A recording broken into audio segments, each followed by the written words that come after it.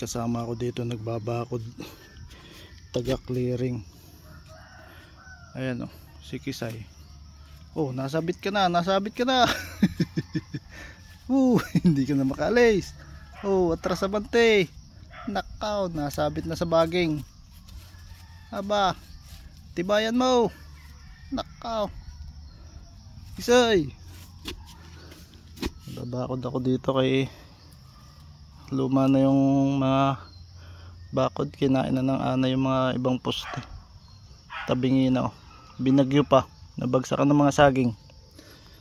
Ito si Kisay, lumapit sa akin, usi-usisa dito, nanginginain. Ando yung nanay niya sa kubo.